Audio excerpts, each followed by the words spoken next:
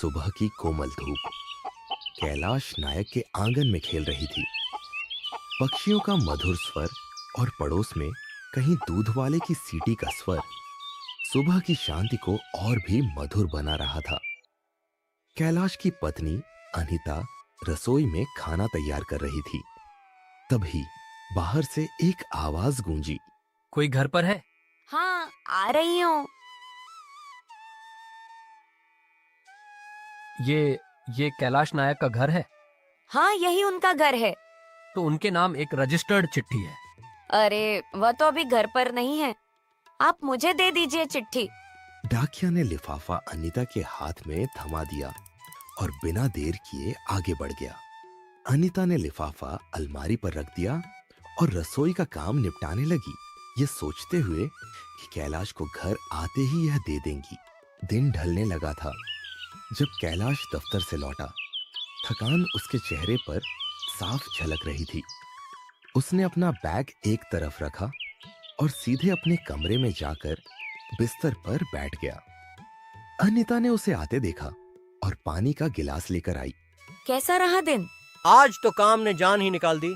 बस अब थोड़ा सुकून चाहिए। तभी उसकी नजर अलमारी पर पड़े लिफाफे पर गई। यह लिफाफा कब आया? अरे हाँ, देखो, मैं तो भूल ही गई थी। आज सुबह जब तुम घर पर नहीं थे, तुम्हारे नाम एक चिट्ठी आई थी। मेरी चिट्ठी? अब कौन लिखेगा मुझे चिट्ठी? शायद दफ्तर से कोई कागजी औपचारिकता होगी। नहीं, ऐसा नहीं लग रहा। कैलाश ने लिफाफा खोला और अंदर से निकले पत्र को पढ़ना शुरू किया। पढ़ते ही उसके चेहरे पर एक मुस्कान फैल गई। क्या है? किसका है? अरे, यह तो मेरे बचपन के दोस्त नितिन का लिखा हुआ है। वही जो बचपन में पास के गांव शिवपुर में रहता था। हम साथ में स्कूल जाते थे। अच्छा, क्या लिखा है उसने? कैलाश जोर से पढ़ने लगा। मेरे प्यारे दोस्त कैलाश, कैसे हो तुम? तुम्हारे मम्मी पापा, अनीता और सब कैसे हैं? आशा करता हूँ सब खुशहाल होंगे। लगता है तुम अपने इस पुराने दोस्त को भूल ही गए हो। कितना समय बीत गया तुमसे मिले हुए। अब तो तुम्हारे स्कूलों में गर्मियों की छुट्टियां भी शुरू हो गई होंगी। तुम अगर समय निकाल सको तो कुछ दिनों के लिए मेरे यहाँ चले आओ। हम दोनों पुराने दिनों की यादें ताज़ा करेंगे। अगर नहीं आए तो मैं समझ जाऊंगा कि तुम अब इस दोस्ती में दिलचस्पी नहीं रखते। तुम्हारा दोस्त नितिन। पत्र पढ़कर कैलाश की आंखों में एक चमक आ गई। बचपन की यादें ताजा हो गईं। नितिन ठीक तो कह रहा है। तुम्हें भी काफी तनाव रहता है स्कूल के काम से। अब जब स्कूल में छुट्टियां हैं, तुम 2-4 दिन के लिए वहाँ घूमने चले जाओ। तुम्हारा मन भी लग जाएगा और पुराने दोस्त से भी मिलना हो जाएगा। हाँ, तुम सही कह रही हो। मन तो बहुत कर रहा है नितिन से मिलने का। ठीक है, कल ही मैं उसे एक चिट्ठी लिखकर बता देता हूँ कि अगले शनिवार को मैं उससे मिलने आ रहा हूँ। अगले कुछ दिनों में कैलाश ने अपने स्कूल के काम निपटा लिए और शनिवार की यात्रा के लिए तैयार हो गया। उसने नितिन को चिट्ठी लिखकर अपने आने की सूचना दे दी थी। आखिरकार शनिवार का दिन आ गया। सुबह की हल्की ठंडक में कैलाश ने एक छोटा सा बैग पैक किया और अनीता से विदा लेकर बस स्टैंड की ओर रवाना हो गया। बस सही समय पर चल दी। कैलाश ने खिड़की के पास की सीट ली और बाहर के बदलते नजारों का आनंद लेने लगा। हरियाली और ताजी हवा ने उसके मन को प्रसन्न कर दिया। लेकिन लगभग 11 बजे के आसपास मौसम ने करवट ली। आसमान पर काले काले बादल छा गए। हवा तेज होने लगी और धूल के गुब्बार उड़ने लगे। कैलाश ने खिड़की से बाहर देखा। लगता है भीषण बारिश होने वाली है। हाँ, मौसम विभाग ने आज भारी बारिश की चेतावनी जारी की थी। और फिर कुछ ही देर में मूसलाधार बारिश शुरू हो गई। बारिश की बूंदें इतनी तेज और घनी थी कि सामने कुछ दिखाई नहीं दे रहा था। बस की रफ्तार धीमी हो गई और ड्राइवर सावधानी से वाहन चला रहा था। कैलाश चिंतित हो गया। वह जानता था कि इस बारिश में सफर और मुश्किल हो जाएगा। लगभग आधे घंटे तक बस धीरे धीरे चलती रही और फिर अचानक एक जगह पर पूरी तरह रुक गई। लोगों ने एक दूसरे की ओर देखा। कैलाश को लगा शायद कोई छोटी सी रुकावट है, अभी ठीक हो जाएगा। लेकिन समय बीतता गया और बस आगे नहीं बढ़ी। यात्रियों के बीच बेचैनी फैलने लगी। कैलाश ने पास बैठे एक बुजुर्ग व्यक्ति से पूछा, अंकल, बस तो काफी देर से रुकी हुई है, क्या हुआ है पता है? बेटा, पता नहीं क्या हुआ, लेकिन इससे पहले जो जोरदार बारिश और आंधी चली थी ना, उसने सब कुछ अस्त व्यस्त कर दिया है। शायद आगे सड़क कहीं टूट गई है या पेड़ गिर गया है। अरे, तो फिर कितनी देर लगेगी? कोई नहीं बता सकता। ऐसे हालात में तो 2-3 घंटे भी लग सकते हैं। तुम कहाँ तक जा रहे हो? मुझे तो शिवपुर जाना है, अभी तो बहुत दूर है। शिवपुर? अरे, वहां तो पहुंचने में अभी कम से कम 3 घंटे लगेंगे। अगर बस अभी चल भी गई तो। कैलाश का दिल डूब गया। वह नितिन के बारे में सोचने लगा। नितिन निश्चित रूप से उसकी प्रतीक्षा कर रहा होगा।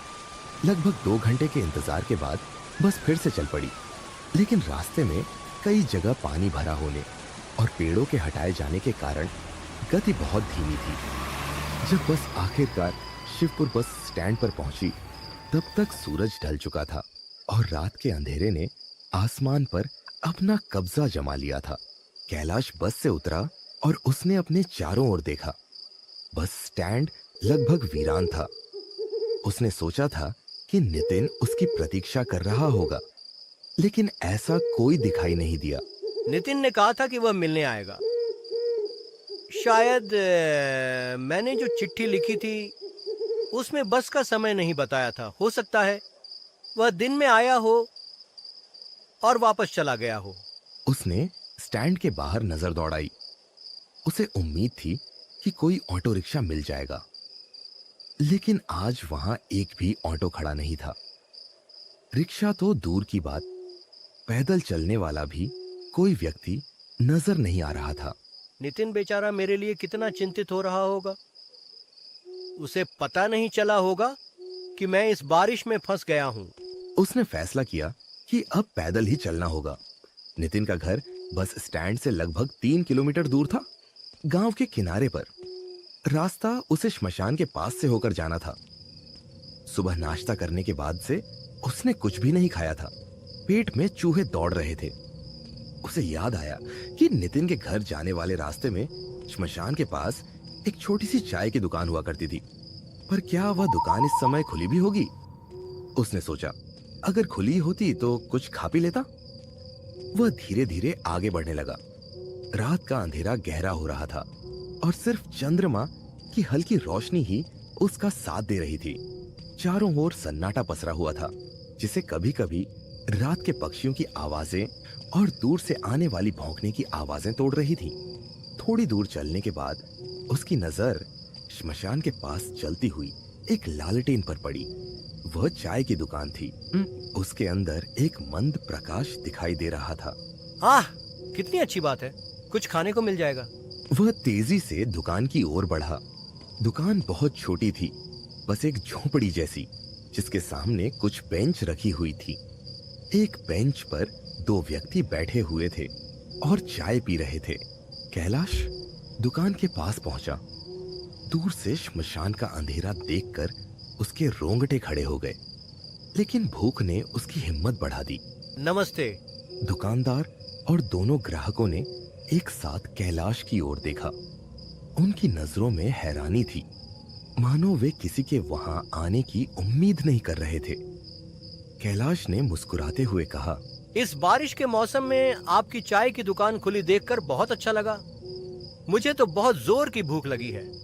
क्या मुझे थोड़ी चाय और बिस्कुट मिल सकता है? दुकानदार ने मुस्कुराने की कोशिश की, लेकिन उसकी मुस्कान थोड़ी अजीब लग रही थी। जी हाँ, जरूर आइए, बैठिए। मेरी दुकान रात को खुली नहीं रहेगी तो फिर कैसे चलेगा? यहाँ आइए, इस बेंच पर बैठिए। कैलाश एक खाली बेंच पर जाकर बैठ गया। मेरे यहाँ स्पेशल मसाला चाय मिलती है बाबूजी, वही दूंगा। बिल्कुल दीजिए, मसाला चाय तो बहुत अच्छी लगेगी। बैठे हुए दोनों व्यक्ति कैलाश को देख रहे थे। उनमें से एक आदमी बोला, भैया, इस अंधेरी रात में इस श्मशान के रास्ते से आते हुए आपको डर नहीं लगा? डर? क्यों डर लगेगा? डरना तो तब है जब कोई खतरा हो। यहाँ तो बस शांति है। आपको भूत प्रेत का डर नहीं लगता? लोग तो कहते हैं कि इस श्मशान में अक्सर आत्माएं घूमती रहती हैं। नहीं, मैं उन बातों पर विश्वास नहीं करता। भूत प्रेत कुछ नहीं होते। ये सब लोगों का भ्रम है। हाँ, एक बात जरूर है कि मुझे भूतों की कहानियां सुनने का बहुत शौक है। हमारे गांव में एक काका थे, वो ऐसी ऐसी डरावनी कहानियां सुनाते थे कि रोंगटे खड़े हो जाते थे। इतने में दुकानदार एक कप गर्मा गर्म मसाला चाय लेकर आया। कैलाश ने पहला घूंट लिया और आंखें बंद कर ली। वाह, क्या बात है, ये चाय तो जबरदस्त बनी है। आप तो मास्टर हैं। शुक्रिया बाबूजी। कैलाश ने चाय का आनंद लेना जारी रखा और बिस्कुट खाया। वह जल्दी में था, लेकिन तभी बाहर फिर से मूसलाधार बारिश शुरू हो गई। अरे रे, फिर से बारिश। आप कितनी दूर जा रहे हैं भैया? मुझे तो गांव के अंत तक जाना है, लेकिन इस अंधेरे और बारिश में इतना पैदल चलना मुश्किल होगा। आप क्यों नहीं कुछ देर यहीं बैठ जाते हैं? बारिश थोड़ी कम हो जाए तब चले जाना।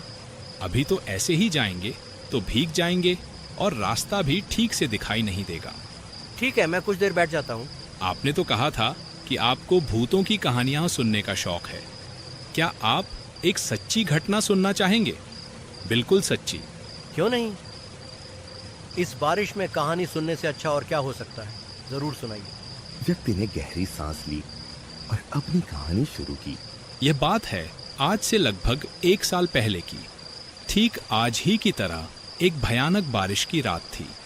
इसी चाय की दुकान में 3 लोग बैठे थे, दुकानदार और 2 ग्राहक। बारिश इतनी तेज थी कि सब कुछ धुंधला दिख रहा था। उस रात दुकानदार ने अपने दोस्तों से कहा, लगता है ये बारिश रात भर होती रहेगी। तुम लोग बाहर बैठे हो, अंदर आ जाओ, बारिश के छींटे आ रहे हैं। नहीं यार, कोई बात नहीं, हमें यहाँ अच्छा लग रहा है। अच्छा तो ठीक है, लेकिन रात भी काफी हो गई है। आज दुकान नहीं खोलनी चाहिए थी। ऐसे बैठे बैठे तो लगता है कि पूरी रात बीत जाएगी। सही कह रहे हो, आज तो दुकान बंद करके घर चलना चाहिए। ठीक है, तो फिर अब दुकान बंद करते हैं, चलो घर चलते हैं। वे तीनों दुकान बंद करने की तैयारी कर ही रहे थे कि अचानक एक जोरदार आवाज आई। एक विशाल पेड़ जो बारिश से गीली मिट्टी में जड़ों से कमजोर हो गया था, उनकी दुकान के ठीक ऊपर गिर गया। कैलाश की सांस रुक गई। अरे नहीं, तो क्या हुआ फिर? कुछ देर बाद जब लोगों ने मलबा हटाया तो देखा कि वे तीनों व्यक्ति उसी बेंच पर, जहां आप अब भी बैठे हैं, मुड़े हुए पड़े थे। उनकी मौके पर ही मौत हो गई थी। ओह, ये तो बहुत दुखद है। परिवार वालों को छोड़कर इस तरह अचानक चले जाना बहुत दुख की बात है। लेकिन इसमें भूत का क्या काम है? लोगों का कहना है कि वे तीनों भूत बन गए हैं। कहते हैं कि आज भी ऐसी ही बारिश की रातों में उन्हें इसी दुकान पर बैठे हुए और चाय पीते हुए देखा जाता है। अरे भाई, ये क्या बात हुई? ऐसा होता है कभी? जो मर गए वे तो चले गए, वे वापस कैसे आ सकते हैं? मैं तो ये सब अंधविश्वास मानता हूँ। दुकानदार ने गंभीर होकर कहा। आप माने या ना माने, लेकिन आत्माएं होती हैं। दुर्घटना में मरने वालों की आत्माएं अधूरी इच्छाओं के कारण भटकती रहती हैं। नहीं, मैं नहीं मानता। अगर हम कहें कि हम ही वो तीनों हैं जो उस दुर्घटना में मारे गए थे, तो क्या आप मानेंगे? कैलाश ने हंसते हुए कहा, आप मुझे जितना चाहें डराने की कोशिश कर लें। मेरा नाम कैलाश नायक है और मैं इन बातों से डरता नहीं हूँ। आप हमें जो भी समझें, लेकिन हम आपका कोई नुकसान नहीं कर रहे हैं, है ना? तभी दुकानदार ने बाहर की ओर इशारा किया। देखिए, बारिश रुक गई है, अब आप चले जाइए। फिर से बारिश शुरू हो गई तो मुश्किल में पड़ जाएंगे। कैलाश ने बाहर देखा। सचमुच बारिश थम गई थी। उसने अपना बिल चुकाया और उठ खड़ा हुआ। आप लोगों से बातचीत करके बहुत अच्छा लगा। आप लोगों ने मेरा समय बहुत अच्छे से काट दिया। मैं 1-2 दिन गांव में ही रहूंगा। कभी मेरे दोस्त के घर आना, फिर मिलेंगे। तीनों ने एक दूसरे की ओर देखा, लेकिन कोई जवाब नहीं दिया। अच्छा, तो मैं चलता हूँ। जाइए और सावधानी से जाइए। कैलाश ने तेज कदमों से चलना शुरू किया। उसे रास्ता याद था। लगभग 20 मिनट बाद वह नितिन के घर के सामने पहुंच गया। घर का दरवाजा बंद था, लेकिन अंदर रोशनी जल रही थी। उसने दरवाजा खटखटाया। कुछ ही देर में दरवाजा खुला और नितिन बाहर आया। उसके चेहरे पर चिंता की लकीरें साफ दिख रही थी। कैलाश, आखिरकार तू आ गया। तेरा इतना समय कहाँ लग गया? मैं तो 2 बार बस स्टैंड तक गया और तुझे ढूंढता रहा। मैंने सोचा तू आ जाएगा, लेकिन तू आया कहाँ था? अरे भाई, पहले मुझे अंदर आने दो और थोड़ा सांस लेने दो। क्या हालात थे, सुनकर दंग रह जाएगा। नितिन ने कैलाश को अंदर बुलाया। उसकी पत्नी ने भी अंदर से आवाज लगाई। कौन आया है नितिन? कैलाश आ गया है। नितिन की पत्नी खुशी से बाहर आई और उसने कैलाश का स्वागत किया। तुझे तो बहुत भूख लगी होगी, बैठ जा, मैं अभी खाना लगवाता हूँ। भूख तो मारे गई है, सुबह नाश्ते के बाद से कुछ खाया नहीं है। नितिन ने अपनी पत्नी से खाना परोसने के लिए कहा और फिर कैलाश की ओर मुड़ा। अब बता, इतनी देर कहाँ था? मैं तो चिंतित हो रहा था। भाई, मैं तो सुबह ही खाना खाकर निकल पड़ा था, लेकिन रास्ते में इतनी भयंकर बारिश हुई कि बस रुक गई। फिर जब बस स्टैंड पहुंचा तो वहां कोई ऑटो रिक्शा नहीं था। मुझे पैदल ही चलना पड़ा। भूख से बुरा हाल था। तभी मुझे तुम्हारे गांव के श्मशान के पास वाली चाय की दुकान याद आई। चाय की दुकान?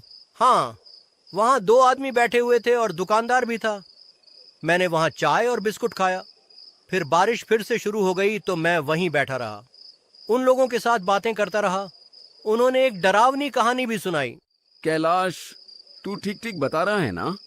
तू उस चाय की दुकान पर बैठा था और दुकानदार और 2 लोगों के साथ बातें कर रहा था। हाँ, बिल्कुल। उन्होंने 1 साल पहले की एक दुर्घटना के बारे में बताया, जब एक पेड़ गिर गया था और 3 लोग मारे गए थे। मैंने तो उनकी बातों पर विश्वास नहीं किया, मजाक उड़ा दिया। फिर बारिश रुक गई और मैं चला आया। तुम तो ऐसे देख रहे हो जैसे कोई भूत देख लिया हो। क्या बात है? नितिन ने गहरी सांस ली और कैलाश के पास बैठ गया। कैलाश, तू शायद कई सालों से हमारे गांव नहीं आया है, इसलिए तुझे पता नहीं है। आज से ठीक 1 साल पहले एक भीषण बारिश की रात में उसी चाय की दुकान पर एक बड़ा पेड़ गिर गया था। उस दुर्घटना में दुकानदार और 2 ग्राहक, तीनों की मौके पर ही मौत हो गई थी। कैलाश के होश उड़ गए। उसका दिल जोरों से धड़कने लगा। उसकी सांसें थम सी गईं। क्या